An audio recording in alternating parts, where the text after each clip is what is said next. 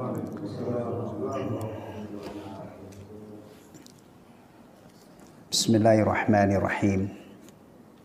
Alhamdulillahilladzi arsala rasulahu bil huda wa dinil haqq liyudhhirahu 'alad dini kullih walau karihal musyrikun. Wa asyhadu an la ilaha illallah wahdahu la syarika lah.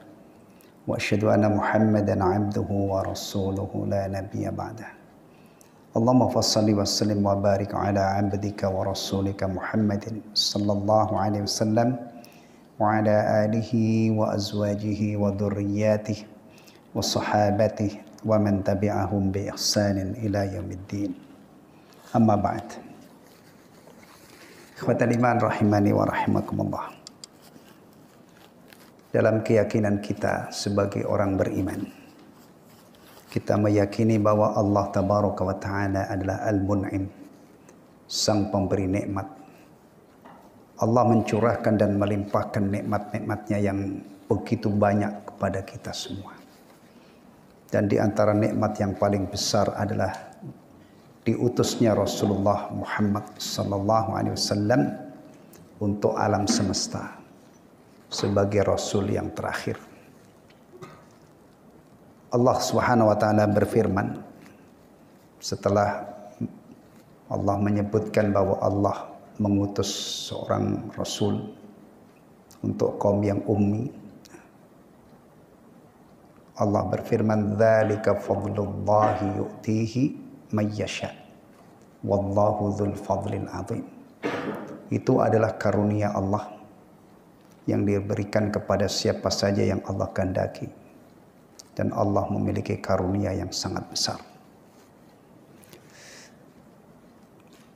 Untuk menakar nilai sebuah nikmat, itu ada cara yang sangat sederhana.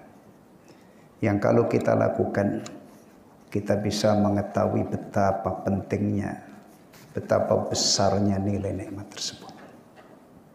Sederhana banget.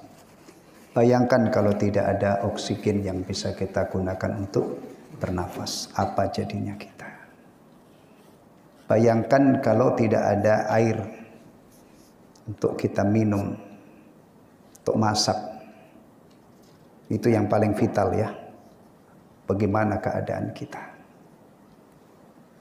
Bagaimana kalau tidak ada matahari yang menyinari hidup kita, tidak ada rembulan, tidak ada lampu?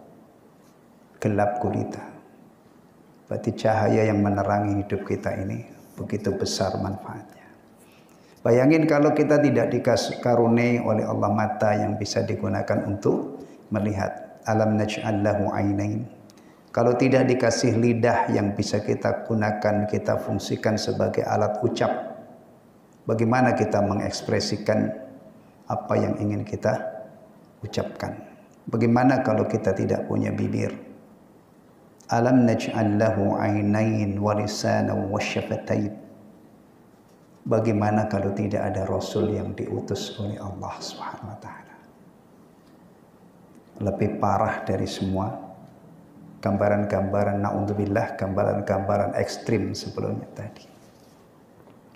Gak ada Rasul, gelap hidup kita. Ya. Gak ada Rasul, gak mungkin kita bisa seperti ini. Kalau seandainya Allah belum mengutus Rasulullah Muhammad SAW yang lahir pada tahun 571 Masehi, kemudian ingat ya, Rasulullah itu jadi Rasul bukan sejak lahir. Tolong itu diingat-ingat. Kadang-kadang orang itu fokusnya adalah lahirnya Rasulullah. Tapi Rasulullah SAW kita yakini sebagai hamba Allah dan utusannya itu bukan dari lahir, tapi dari umur 40 tahun. Di situ kita punya kewajiban ya untuk mengimani beliau utusan Allah, diutus untuk segenap umat manusia sebagai Rasul yang terakhir. Kemudian kita diwajibkan menaati beliau, mencintai beliau, membenarkan semua apa yang dikhabarkan oleh beliau. Nah,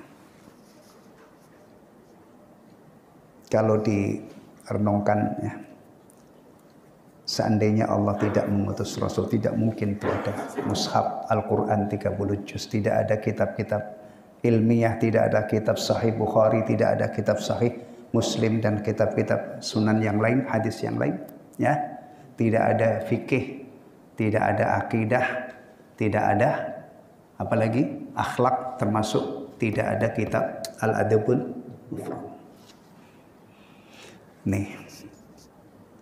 Nah, dengan diutusnya Rasulullah SAW, kita sebagai orang Islam itu sejatinya punya panduan dan pedoman hidup yang sempurna untuk urusan apa saja. Cuman kadang-kadang masalahnya itu di kita.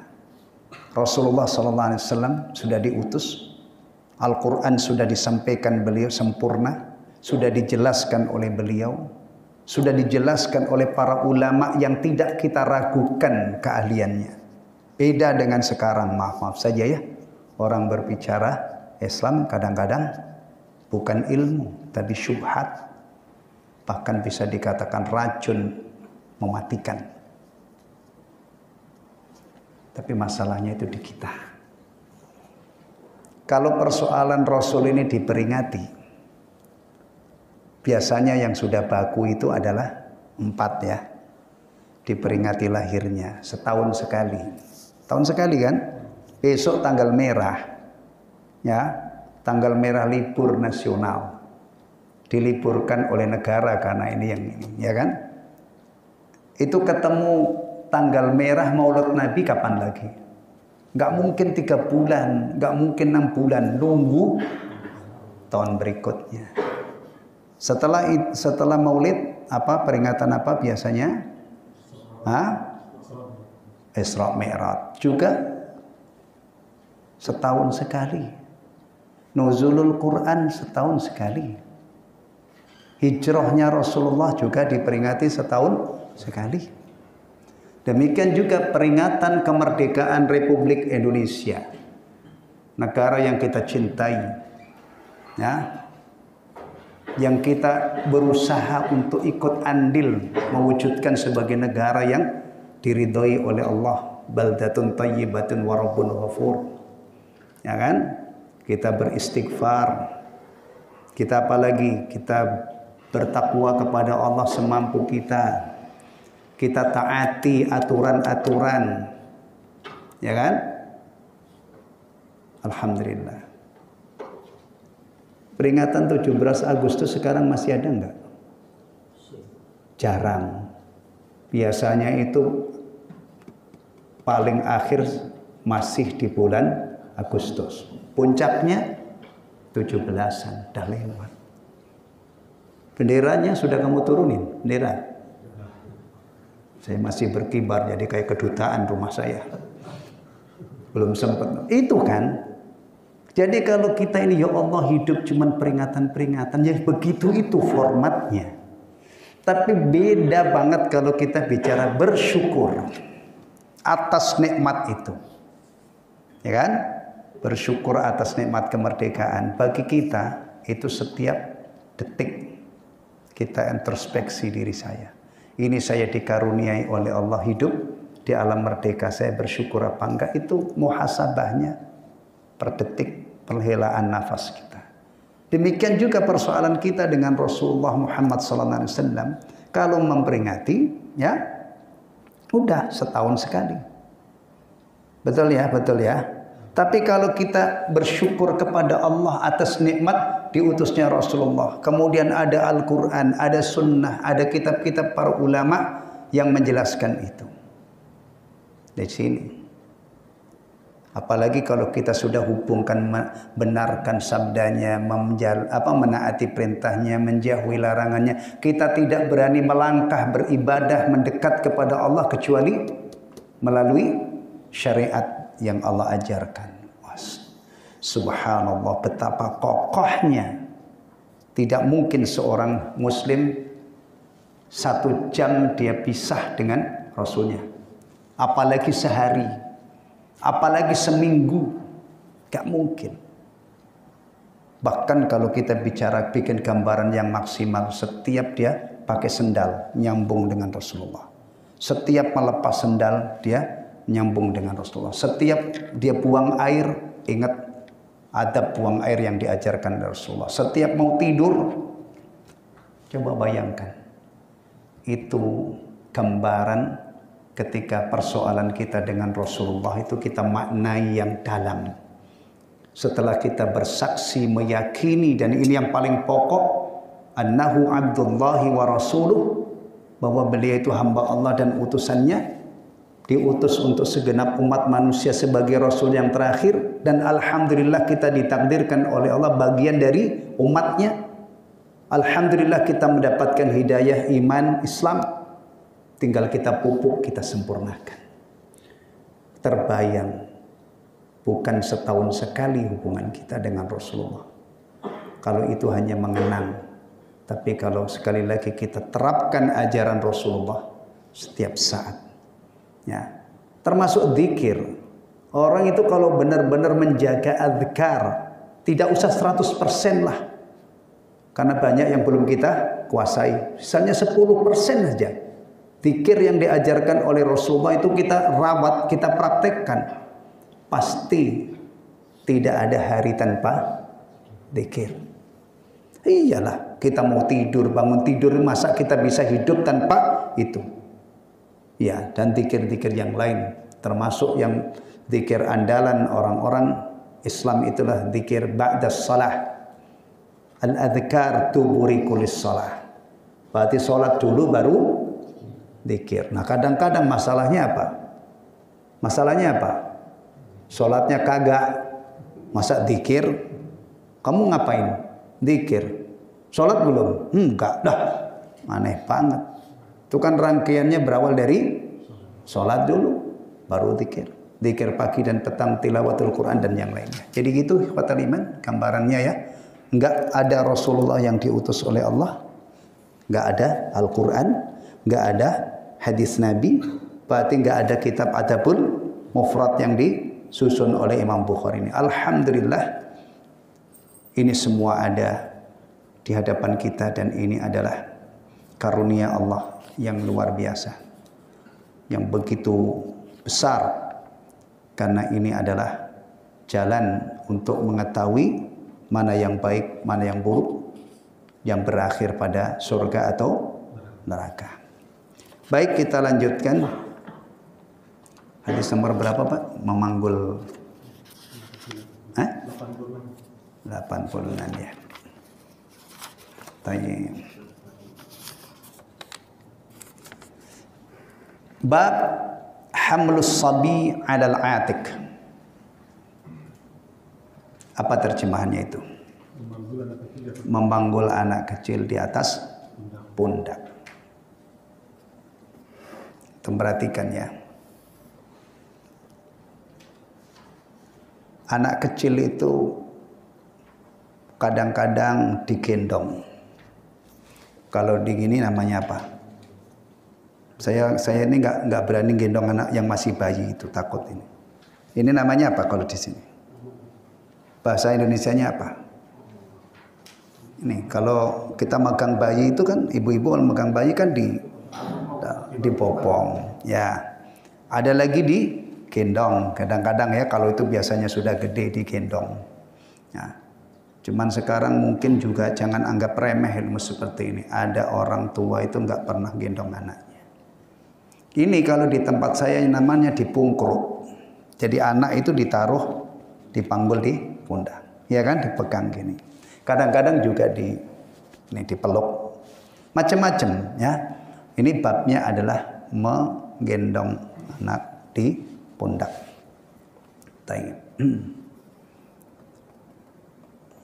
Di luar itu kadang-kadang halal begini ini sudah nggak sempat dipelajari ya, ya kan? Kita kalau melihat isu-isu besar yang beredar sekarang ini apa? Nggak sempat belajar ini. Ya, macam-macam, masya Allah, ngeri kita melihatnya. Semoga negara kita ini baik-baik saja. Ya, iya, biasanya orang-orang yang ada demo besar-besaran, akhirnya bakar-bakar, ngerobohin pagar, itu biasanya masalah apa? Masya Allah. Ya, ya. Kita itu kalau belajar agama itu sampai di sini. Ya, An Adi bin Thabit qal, dari Adi bin Thabit, semoga Allah merahmatinya, beliau berkata, sami'tu al-Bara yaqul, saya mendengar al-Bara radhiyallahu an berkata, ra'aitun nabiyya sallallahu alaihi wasallam, saya melihat Nabi sallallahu alaihi wasallam, wal Hasan radhiyallahu an ala atiqih, sedangkan Hasan semoga Allah meridainya berada di pundaknya, jadi ditaruh di pundak Nabi sallallahu alaihi wasallam. Wa huwa yaqul, dan beliau berdoa, Allahumma inni uhibbuhu fa ahibbah. Allahumma ya Allah, inni uhibbuhu, sesungguhnya saya mencintai dia, mencintai cucu saya Hasan ini. Fa ahibbahu, maka cintailah dia. Rasulullah menyatakan Rasulullah mencintai Hasan, dan Rasulullah berdoa semoga Allah mencintai Hasan. Orang dicintai oleh Allah itu ada sebabnya. Orang dilaknat oleh Allah, dikutuk oleh Allah, dimurkai oleh Allah, juga pasti ada sebabnya. Ketika doa ini dijabah oleh Allah dan Allah benar-benar mencintai Hasan, berarti Hasan ini akan menjadi orang saleh yang taat kepada Allah. Ya. Ingat baik-baik itu ya. Siapapun orangnya, ya, kalau melakukan hal-hal yang diridhoi oleh Allah, maka insya Allah menyebabkan dia mendapatkan ridha Allah. Siapa saja yang melakukan hal yang dibenci oleh Allah, ya, maka dia juga akan menerima konsekuensinya. Dia dibenci oleh Allah. Jadi ada sebabnya. Nah, ini kepada cucunya ya. Dulu sudah lewat belum itu yang Rasulullah mengatakan? Sudah lewat. Kepada Fatimah ketika Rasulullah mendapatkan perintah dari Allah, wa anzir ashiratakal aqrabin, dan berilah peringatan kepada kerabat-kerabatmu terdekat. Itu sudah ya, sudah lewat. Rasulullah menyapa kerabat-kerabatnya atau belum? Nanti pokoknya ada di kitab ini. Mulai dari yang jauh sampai yang terakhir disapa itu Fatimah. Fatimah, putrinya. Wa ya Fatimatu binti Muhammadin, anqidhi nafsaki minan nar, fa inni la amliku laki minallahi syai'a. Wahai Fatimah putri Muhammad. Begitu beliau menyapa Fatimah. Ya. Selamatkan dirimu dari neraka. Dengan apa? Yang utama dan yang pertama dengan meyakini la ilaha illallah. Tauhid. Yang itu sering disebut dengan dinarasikan sebagai miftahul jannah. Kunci surga. Kalau kamu tidak menyelamatkan dirimu dari api neraka, ya, saya tidak bisa nolong kamu sedikit pun dari hadapan Allah. Salah seorang sahabat Nabi satu saat dikasih kesempatan oleh Nabi untuk minta sesuatu. Nabi ingin membalas kebaikan sahabat ini. Mintalah kamu kepadaku. Di luar dugaan Nabi, permintaannya itu luar biasa. Inni as'aluka murafaqataka fil jannah. Ya Rasulullah, aku minta supaya aku bisa nemenin engkau di surga, atau bisa bersamamu di surga. Ini anak-anak muda, seandainya antum dikasih kesempatan oleh Rasulullah, minta kamu, apa yang antum minta? Ya Rasulullah, doakan saya jadi orang kaya gitu ya. Iya. Kalau dulu itu Masya Allah, surga itu sesuatu banget. Ada badui nyekat Rasulullah di tengah jalan, nggak taunya bukan begal, bukan ini, tapi kabarkan kepada aku amal yang bisa memasukkan aku ke dalam surga dan menjauhkan aku dari neraka. Itu badui loh, bukan ulama besar, orang badui, tapi cita-citanya itu dahsyat banget, mentok, yang paling istimewa, pengen masuk surga, pengen selamat dari neraka. Sementara sekarang ini orang-orang kadang-kadang urusan surga itu dia ngeledek dia, Malah ada yang mengatakan orang sekarang tuh cerdas-cerdas, nggak usah diiming-imingin surga, nggak usah ditakut-takutin neraka. Ya. Baik. Apa kata Rasulullah? Sahabat ini, Rasulullah tidak mengatakan, udah tenang aja, nanti kamu saya tuntun ke surga. Rasulullah SAW mengatakan, tolonglah aku untuk mewujudkan permintaanmu itu, kamu dengan banyak sujud. Nah sekarang ada orang yang penting keturunan Rasul dijamin masuk surga. Biar maksiat itu tetap mulia. Astagfirullahaladzim. Wah. Dah, omongan begitu itu kalau dicocokkan dengan omongan Rasul. Kalau orang ini benar misalnya keturunan Rasul, tapi prinsipnya seperti itu, siapa yang ngajarin? Ya kan? Sementara tadi Fatimah putrinya saja Rasulullah nasihati, Rasulullah ingatkan, selamatkan dirimu dari neraka. Baik, balik ke sini. Ini kalau kelihatannya sepele ya, kelihatannya sepele ya.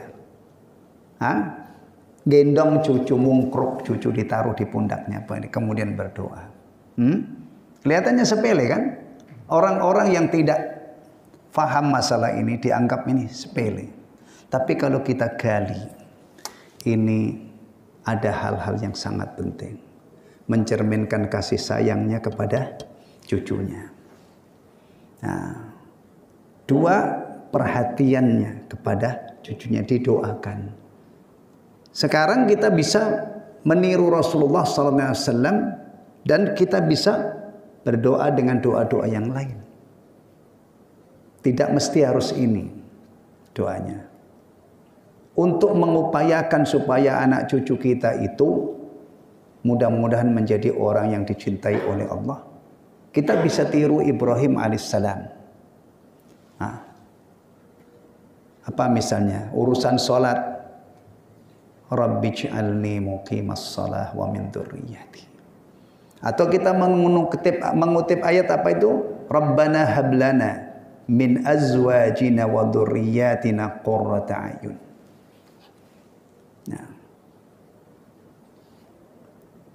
Dan yang lainnya. Ya, banyak. Baik. Fiqhul hadis. Fihi mulatafatus sibyan warahmah warra'fatu fihim. Warra'fatu bihim. Hadis ini menunjukkan ya, bersikap lembut dan kasih sayang terhadap anak kecil. Ini kaitannya dengan rahmat Allah. Barang siapa yang tidak menyayangi makhluk Allah, tidak disayangi oleh Allah, tidak mendapatkan rahmat.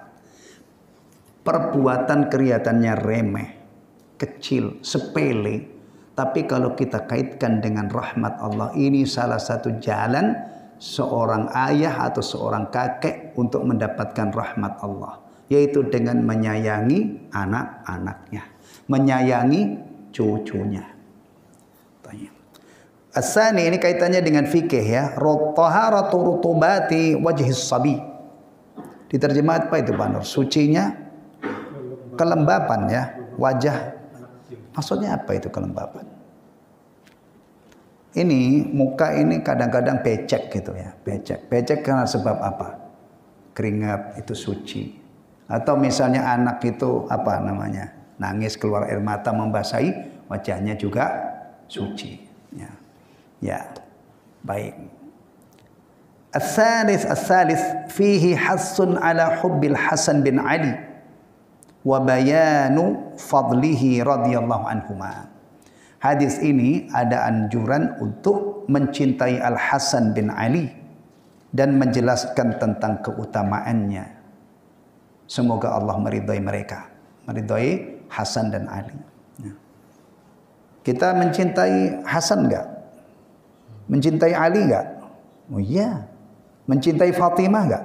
Iya. Memuliakan mereka, menghormati, iya. Tapi ingat, kita juga menghormati, mencintai, memuliakan semua sahabat Nabi. Awas, waspada dan waspada. Jangan sampai kita ini kepada Ali, kepada Fatimah, kepada Husain, Hasan dan Husain radhiyallahu anhum ajmain begitu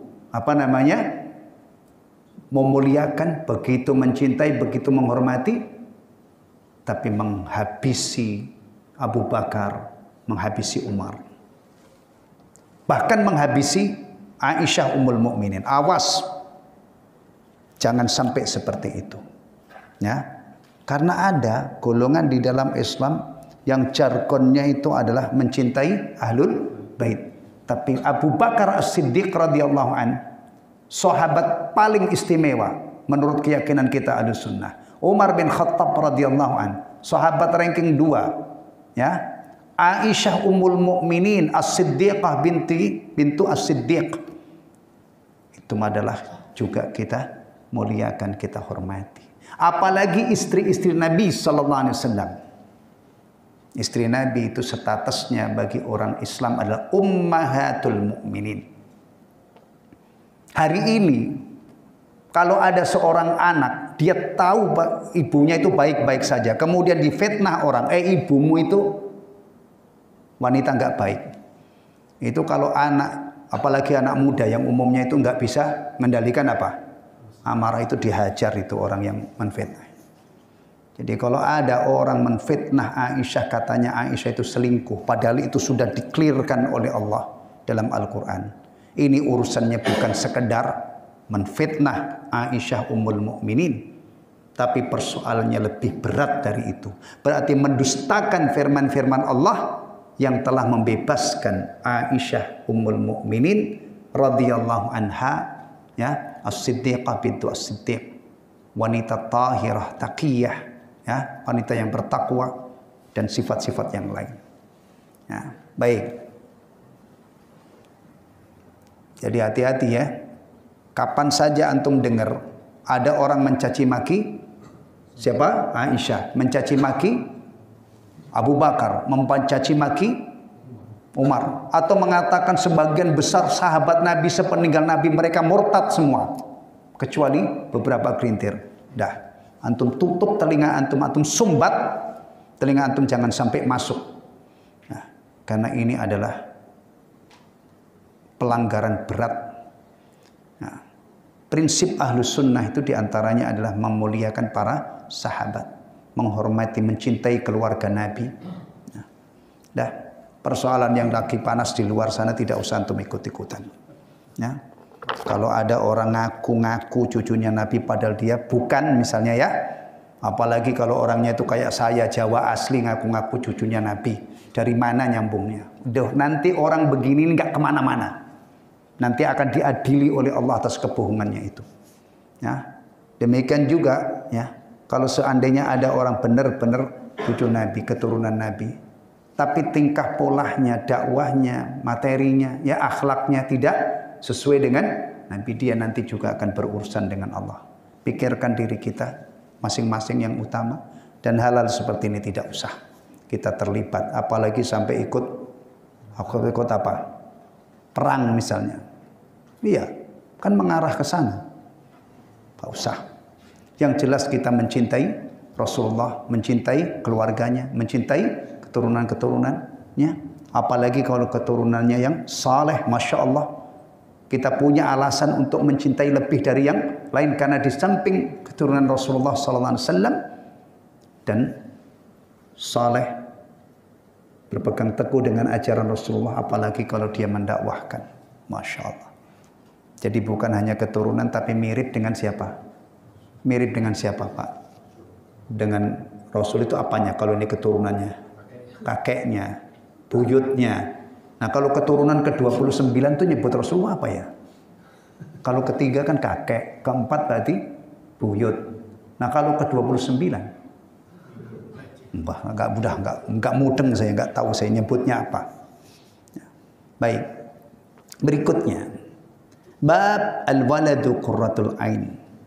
Bab anak penyejuk mata. Penyejuk mata, ya. Ya. Biasanya mata itu kalau sudah sejuk melihat anak, nanti menjalar sampai ke hati, menjadi tenang, senang gitu ya. Betul ya? Tapi kalau kita melihat anak itu kita pelotot gitu misalnya karena menjengkelkan banget, ya hatinya apa? Panas ya. Ternyata orang punya anak itu tidak semuanya menyebabkan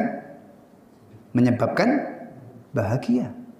Wah, ada orang tuh nangis-nangis matanya bengep, bukan karena dipukulin orang, tapi karena meratapi anaknya yang benar-benar kelewatan.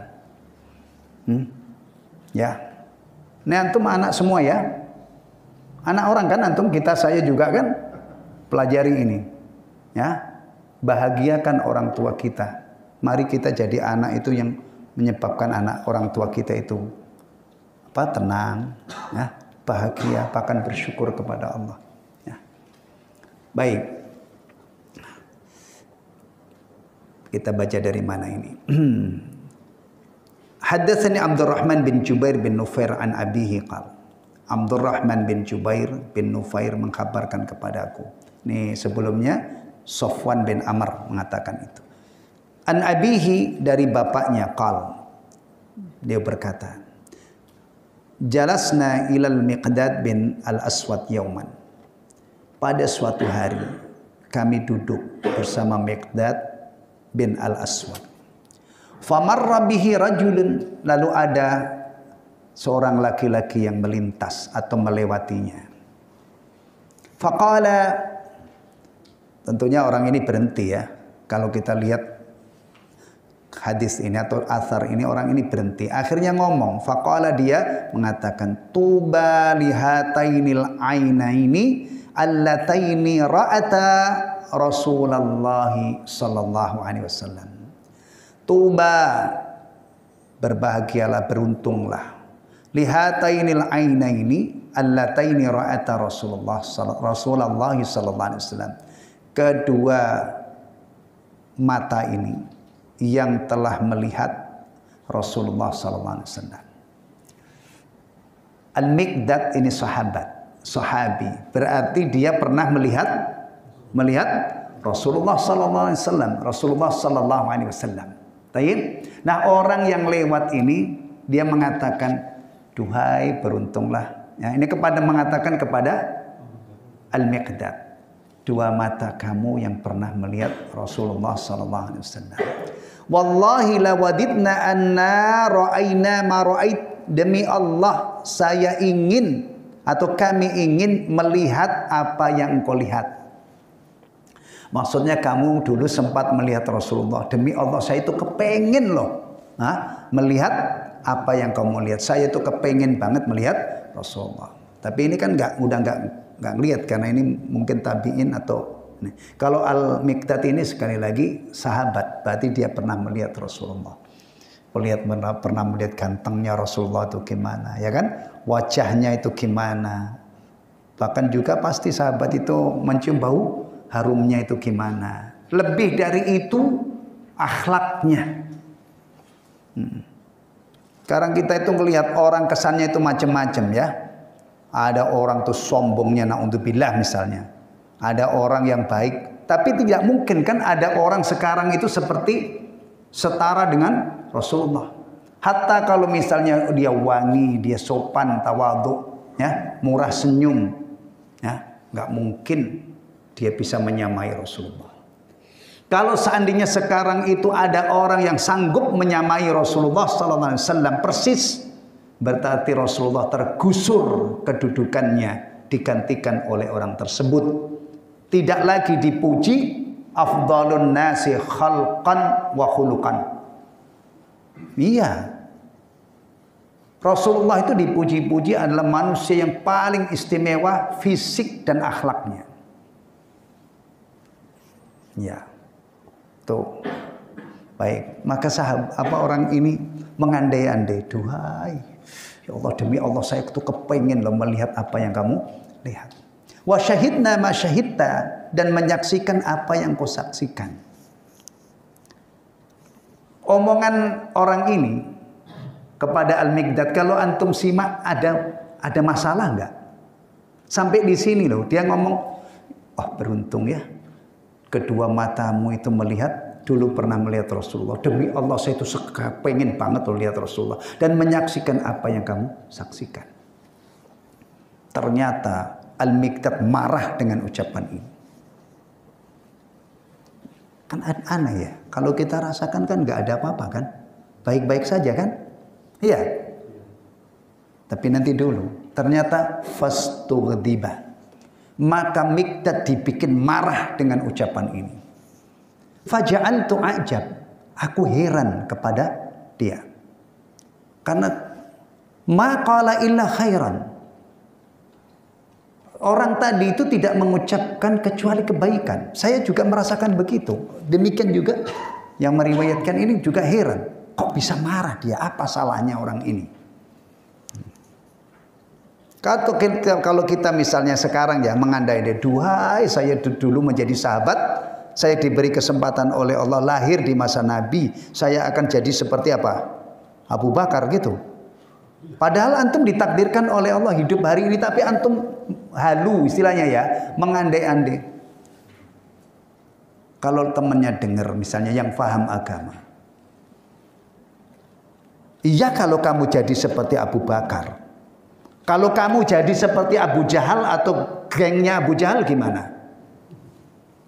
Itu maksudnya. Kita ditakdirkan hari ini kita hadapi, kita manfaatkan umur kita. Ya, nggak usah kita ini. Karena orang itu keberadaannya di dunia ini sudah ditakdirkan oleh Allah. Dulu Allah pilih. Maaf saja kalau model kita ini kira-kira kalau di zaman Nabi diajak perang misalnya kayak model kita ini kira-kira siapa enggak? Nah, makanya jangan gelantur. Hari ini kita dikasih hidup oleh Allah, hari demi hari kita lalui, detik demi detik kita lalui, kita berusaha untuk taat kepada Allah dan Rasulnya. Ya. Kemudian thumma aqbala alaihi faqala. Kemudian Al-Miqdad bin Aswad ini mendatangi orang ini dan mengatakan, "Ma yahmilur rajula ala an yatamanna muhdaran." Apa yang mendorong seseorang untuk menginginkan dia hadir? Ghayyabahullahu anhu. Di waktu yang Allah takdirkan dia gaib pada waktu itu. Ini kan bukan sahabat yang ngomong ini tadi. Berarti dia ditakdirkan oleh Allah tidak ketemu dengan Rasulullah. Tidak melihat. Kalau Al-Miqdad iya. Dia seorang sahabat. Apa yang mendorong orang ini untuk menginginkan dia hadir di waktu yang Allah kehendaki dia itu waktu itu tidak ada. La yadri law syahidahu kaifa yakunu fi, yang dia tidak tahu kalau seandainya dia hadir di waktu itu bagaimana keadaan dia. Orang-orang yang ketemu Rasulullah apakah semuanya beriman? Enggak. Bahkan ada yang sangat memusuhi Rasulullah sallallahu alaihi wasallam. Ya kan? Tidak semua orang yang diberi kesempatan oleh Allah bertemu Nabi mereka beriman. Bahkan ada yang membunuh Nabi, ya kan? Ada yang memusuhi Nabi, ada yang menyiksa orang-orang yang mengikuti Nabi. Ya. Wallahi kata beliau demi Allah, laqad hadara Rasulullah, telah hadir di masa Rasulullah sallallahu alaihi wasallam. Aqwamun kaum kabbahumullahu ala manakhirihim fi jahannam, yang Allah telungkupkan di atas diseret di atas wajahnya ke neraka jahanam. Manakhir itu apa ini ya? Di situ apa Pak? Nur terjemahnya. Tidak menyambut seruan. Nah, enggak sebelum itu. Demi Allah. Yang dibenamkan oleh Allah ke dalam neraka. Nah, di apa? Dibenamkan ya. Sebenarnya bukan dibenamkan. Maksudnya ini sebelum dilemparkan. Keadaannya itu diseret tertelungkup, dilemparkan ke neraka jahanam. Lam yujibu walam yusaddiqu. Mereka tidak mengijabah, tidak memenuhi dakwah Rasulullah dan tidak membenarkannya. Orang yang dikasih kesempatan ketemu dengan Rasulullah itu tidak semuanya beriman. Bahkan ada yang disodori tauhid dia tidak menerima. Bahkan tidak membenarkan Rasulullah. Bukan hanya tidak membenarkan, tapi nuduh Rasulullah gila, Rasulullah tukang tukang sihir, kahin. Al-Quran yang jelas-jelas kalamullah mereka katakan itu adalah perkataan syair, penyair. Itu adalah apalagi asatirul awwalin, dongengan orang-orang terdahulu. Bayangkan, itu adalah orang-orang yang diberi kesempatan oleh Allah ketemu dengan Rasulullah. Ya, ada yang seperti itu. Ya. Jadi kalau orang tadi mengatakan demi Allah saya pengen melihat apa yang kau lihat dan menyaksikan apa yang kau saksikan. Diingatkan oleh Miqdad, kamu kalau seandainya ketemu dihadirkan oleh Allah, dikehendaki oleh Allah, hidup di zaman Rasulullah, ada di masa Rasulullah, ya, kamu tidak tahu bagaimana keadaan. Karena banyak orang-orang yang diceburkan atau dilemparkan ke neraka, padahal dia ketemu dengan Rasulullah. Apa masalahnya? Lam yujibuh wa lam yusaddiquh. Mereka tidak mengijabah, ya, apa yang didakwahkan Rasulullah. Rasulullah mengatakan qulu la ilaha illallah tuflihu. Abu Lahab bukannya menerima ini, malah melempar batu sampai kaki Rasulullah berdarah-darah. Ada riwayat yang menjelaskan itu. Ya, baik. Awala yahmaduna Allah azza wa jalla. Tidakkah awala tahmadunallah, tidakkah sebaiknya engkau memuji Allah azza wa jalla id akhrajakum, ketika Allah melahirkan kamu, la ta'rifuna illa rabbakum, lalu kamu tidak mengenal kecuali Rabbmu. Kamu memang tidak diberi kesempatan hidup melihat Rasulullah, tapi kamu lahir kemudian kamu beriman kepada Allah. Fatusaddiquna bima jaa bihi nabiyyukum sallallahu alaihi wasallam, lalu kalian membenarkan apa yang diajarkan oleh nabi kalian Muhammad sallallahu alaihi wasallam. Ya. Wa qad kufitukumul bala bighairikum, dan cobaan telah dicukupkan oleh Allah darimu dengan orang-orang selain kamu. Ya. Coba ingat-ingat sahabat-sahabat yang masuk Islam pertama-tama itu, Masya Allah menerima cobaan yang berat. Ammar, keluarga Yasir, ya, Yasir dibunuh, Sumayyah istrinya ditombak dadanya oleh Abu Jahal karena masuk Islam, karena tidak mau disuruh keluar dari Islam. Ammar disiksa sampai setengah mati. Lalu Rasulullah menghibur mereka, sabran ya ala Yasir fa innalakumul jannah. Sabar wahai keluarga Yasir, kamu dapat surga. Tayyib. Udah adzan ya? Ya, adzan dulu. Ya, agak panjang ini ya. Rahim. Lanjut ya. Wallahi laqad bu'isan nabiyyu sallallahu alaihi wasallam, demi Allah sungguh Nabi diutus ala asyaddi halin, dalam keadaan yang paling sulit. Bu'itsa 'alaiha nabiyyun qad, yang tidak pernah seorang nabi pun diutus dalam kondisi seperti itu. Jadi nabi ini ditakdirkan oleh Allah diutus dalam kondisi yang sangat sulit. Ya, kondisi yang sangat parah. Fi fatratin wa jahiliyatin, dalam waktu fatrah dan jahiliyah. Fatrah itu maksudnya dalam waktu kekosongan nabi. Ya. Maka sampai orang Arab itu begitu parahnya orang Mekah nyembah berhala. Ini menunjukkan bahwa dalam rentang waktu yang lama itu tidak ada nabi, sehingga kondisinya itu parah banget. Ya. Wa jahiliyah, dan jahiliyah keadaannya seperti itu. Ini yang dihadapi oleh Rasulullah, kondisi yang dihadapi oleh Rasulullah. Wa farraqa bihi bainal walidi wal waladihi. Dan Allah memisah dengan datangnya Nabi ini antara orang tua dengan anaknya. Nabi ketika hadir, ya, sudah menjalankan tugasnya sebagai Nabi dan Rasul. Ya. Kalau waktu lahir sampai 30 tahun Nabi belum melakukan apa-apa. Sampai umur 35 tahun Nabi belum mengajarkan apa-apa. Nabi dikenal sebagai orang yang akhlaknya mulia. Tidak ada memisah antara mukmin dan kafir. Itu terjadi setelah Rasulullah diangkat atau dipilih oleh Allah menjadi nabi dan rasul. Yang beriman mukmin, yang tidak beriman kafir. Sehingga terbelah antara orang tua dan anaknya. Tayyib. Bahkan bukan hanya itu, terbelah antara suami dengan istri, terbelah antara saudara dengan saudaranya. Gitu. Iya. Yang beriman kepada Rasulullah itu berarti kan mukmin kan? Yang tidak beriman kepada Rasulullah kafir. Beda hari ini banyak orang bingung. Orang tidak beriman kepada Rasulullah disamakan dengan yang beriman dengan Rasulullah. Orang yang meyakini la ilaha illallah disamakan dengan yang tidak meyakini itu. Ya, tolong antum cerdas dalam masalah ini.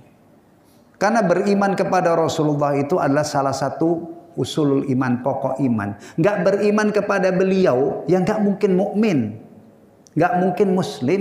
Demikian juga kalau ada orang nggak percaya kalau Al-Quran itu kitabullah, kalamullah, berarti juga tidak mungkin mukmin.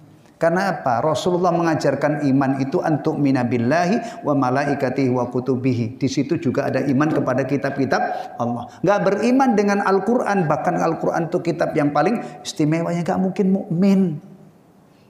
Ya Allah, hal-hal yang tadinya itu simpel, sederhana, sekarang diacak-acak, digoreng, ditekuk-tekuk, ya. Kayak bikin apa itu kalau ditekuk-tekuk itu? Kue dadar gitu ya, asalnya apanya. Jadilah ada orang yang mengatakan semua agama sama. Pokoknya agama apapun bisa punya peluang masuk surga. Ya Allah, na'udzubillah, ya, kita berlindung dari fitnah seperti ini, dari syubhat seperti ini. Hatta in kana ar-rajulu la yara walidahu aw waladahu aw akhahu kafiran. Sehingga seseorang, ya, itu dia benar-benar meyakini, melihat orang tuanya, anaknya, saudaranya sebagai orang kafir. Kenapa? Dia beriman, bapaknya tidak beriman. Dia beriman tapi anaknya tidak beriman. Dia beriman tapi saudaranya tidak beriman. Ya. Baik. Waqad fatahallahu qufla qalbihi bil iman. Lalu Allah membukakan gembok hatinya dengan beriman. Nih, tadinya hatinya tertutup, kemudian Allah kasih taufik dan hidayah. Akhirnya beriman. Sehingga dia melihat orang-orang dekatnya tadi karena tidak beriman. Wa ya'lamu annahu in halaka dakhalan nar. Nih, ini ilmu asli nih. Dan dia mengetahui, bahkan yakin kalau bapaknya, kalau anaknya atau saudaranya tadi, jika dia binasa maka akan harus masuk neraka. Fala taqirru ainuhu, maka matanya tidak tenang. Antum bayangin ya, kalau orang itu punya keyakinan bahwa yang masuk surga itu hanyalah yang beriman dan beragama Islam, kemudian orang-orang dekatnya. Orang dekatnya itu pasti lengket di hati kan, apalagi bapak, anak, ya. Dia yakin kalau ya Allah ini kalau bapak saya mati dalam keadaan tidak beriman, anak saya mati dalam keadaan tidak beriman, saudara kami mati dalam keadaan tidak beriman. Dia yakin pasti akan masuk apa? Hari ini nggak usah masuk neraka. Kadang-kadang ada bapak itu nggak bisa tidur, anaknya kesandung kasus, ya, yang mungkin itu kadang-kadang pasalnya itu tidak sampai hukuman mati. Nah, dihukum berapa bulan misalnya cuma nyolong ayam misalnya, ya kan? Iya kan? Ya. Misalnya kalau bapak ini benar-benar sayang amanahnya, pasti dia tidak nyaman. Ya, dia akan berusaha gimana supaya anaknya ini. Ya. Apalagi kalau semua jalan buntu anaknya ini, aduh anak saya ini pasti deh kena pasal ini dihukum. Lebih parah lagi kan? Ini neraka, bayangkan. Makanya orang-orang yang mendakwai manusia, menyuguhkan kunci surga, menjelaskan tentang amalan-amalan yang menyebabkan masuk surga, menjelaskan tentang amalan-amalan yang membuat dia dilemparkan ke neraka. Ini hakikatnya orang yang paling sayang sama manusia. Iya. Ketika ada orang muslim berdiri di hadapan saudara-saudaranya, ittaqullah, bertakwalah kamu kepada Allah, ini orang benar-benar sayang, ya kan? Supaya dia selamat, ya kan? Tapi kalau ada orang misalnya di depan orang ini, silahkan kalian bebas, nikmati hidup ini, happy aja, silahkan kamu lakukan. Bahkan kadang-kadang kan menyuguhkan bebas itu nggak tanggung-tanggung, bukan hanya bebas minum, bebas makan, sampai urusan yang suci, ya, yang diberi jalan oleh Allah yaitu nikah, yang ini ada yang menyatakan bebas kalian. Kamu mau melampiaskan laki dengan laki, monggo. Dan itu tidak terjadi di dunia kucing. Kucing itu kadang-kadang berantem pejantan lawan pejantan karena berebut apa? Berebut apa? Cewek. Kucing bukan cewek lah, nyebutnya betina. Ayam jantan itu jago itu kadang-kadang berantem seru banget karena berebut babon. Betina ya, babon lah gitu aja. Ini kok ada orang diprovokasi. Dah, itu hakmu. Bebas kamu. Gila gak itu? Ya kalau menurut saya gila. Tapi jangan salah loh. Hal-hal miring begini ini, bukan hanya miring ini, udah belok ini ya. Itu kadang-kadang dibackingi kekuatan besar. Ya. Kekuatan besar. Saya berdoa mudah-mudahan negeri kita tidak dikotori dengan ini. Saya berhak berdoa sebagai seorang muslim. Karena saya cinta dengan negeri kita. Mudah-mudahan hal-hal yang mendatangkan kutukan Allah, yang mendatangkan adab Allah. Ya, ini mudah-mudahan tidak mengotori negeri kita. Mudah-mudahan kita banyak istighfar, kita istiqomah saudara-saudara kita ya muslim yang menjadi mayoritas penduduk negeri kita ini mudah-mudahan benar-benar menjadi muslim sejati. Dia terapkan ajaran-ajaran terbaik dari Rasulullah sallallahu alaihi wasallam. Fala taqiru ainuh, maka matanya tidak tenang. Wa huwa ya'lamu anna habibahu finnar, sedangkan dia meyakini orang yang dikecintainya itu di neraka. Wa annaha lillati qala Allah azza wa jalla, dan ini apa namanya sesuai dengan yang difirmankan oleh Allah azza wa jalla, walladzina yaquluna rabbana hab lana min azwajina wa dzurriyyatina qurrata a'yun. Rabbana, dan walladzina, dan orang-orang yaquluna yang berdoa, Rabbana wahai Rabb kami, hablana anugerahkanlah kepada kami, min azwajina, dari min azwajinya istri-istri kami, wa dzurriyyatina, anak cucu kami, qurrata ayun, yang menenteramkan mata, yang menyejukkan mata. Tayyib. Fiqhul hadis, kandungan hadis. Annal mu'mina atau innal mu'mina idza ra'a ahlahu yusyarikuna fi ta'atillah. Orang mukmin jika dia melihat keluarganya ya, ikut taat kepada Allah bersamanya, surra bidzalika qalbuhu, maka hatinya senang atau gembira dengan hal itu. Wa qarrat bihi ainuhu, dan matanya menjadi teduh, tenang, lil musa'adati fid din, karena membantu dalam urusan din, wa tawaqqu'u luhuq qahum bihi fil jannah, dan dia mengharap untuk bisa berkumpul di surga. Ya. Nih ya. Orang mukmin ketika dia menjadi pemimpin keluarga, melihat keluarganya itu taat. Anaknya, istrinya, keluarganya pada taat. Ukuran taat yang paling sederhana yang pertama itu adalah misalnya menjaga sholat 5 waktu. Meskipun ketaatan itu bukan hanya itu aja. Ya, tenang hatinya. Ya. Tapi kalau orang mukmin punya anak-anak misalnya Masya Allah, ya, liar, ya, pasti tidak tenang. Jadi ternyata anak yang menenteramkan hati itu anak yang ibadah kepada Allah. Jadi kalau ada keluarga ini bapaknya ibadah, anaknya ibadah, istrinya pada ibadah, keluarganya itu tenang. Ini orang mukmin ya. Tapi kalau orang yang tidak beriman, bahkan kadang-kadang yang aku itu nggak peduli. Bahkan ada orang-orang di keluarga saya sih, anak saya kasih kebebasan. Kebebasan itu kadang-kadang sampai melakukan dosa-dosa besar pun bebas. Na'udzubillah min dzalik. Jadi orang tua. Nah, berawal dari karena mereka ini kompak beribadah kepada Allah, taat kepada Allah. Balasan hamba-hamba yang tunduk patuh kepada Allah itu apa? Surga. Maka kalau ada keluarga di dunia ini taat kepada Allah, ada kemungkinan, ada harapan nanti kumpul di surga. Dan harapan ini adalah berawal dari khabar yang disampaikan oleh Allah dari berita. Orang-orang yang beriman dan diikuti oleh anak cucunya yang beriman, kami gabungkan mereka, kami pertemukan, kami kumpulkan mereka di surga. Maka ini tadi sampai ke situ. Kalau orang mukmin punya anggota keluarga yang taat beribadah kepada Allah, maka itu akan membuat hatinya senang. Kemudian matanya juga teduh, sejuk, karena membantu dia sebagai pemimpin untuk taat kepada Allah dan ada harapan kumpul di surga. Tapi nggak tahu sekarang, ya. Saya ngaji di mana-mana itu yang banyak orang-orang tua. Ya, saya ingetin, ini kok yang ngaji ini sepuh-sepuh semua ini kemana anaknya yang 7 tahun masuk 8 tahun? Kemana anaknya yang biasanya kalau orang punya anak 5, itu biasanya jedanya berapa? Dari satu istri loh, bukan dari 4 istri. Kalau 4 istri mah ada yang lahir hari yang sama, tahun yang sama. Secepat-cepatnya orang punya adik itu berapa bulan? Ya kalau misalnya ini 5 ya, saya hitung. Ini orang ke masjid, tapi dia punya anak laki-laki 8 tahun, kok nggak ikut ke masjid? Padahal Rasulullah ajarin anak kamu sholat ketika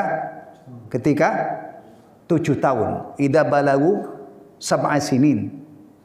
Sab'a itu kalau saya baca syarah Syekh Ibnu Utsaimin rahimahullah, maksudnya itu genap 7 tahun, masuk 8 tahun. Ajarin sholat, jangan telat.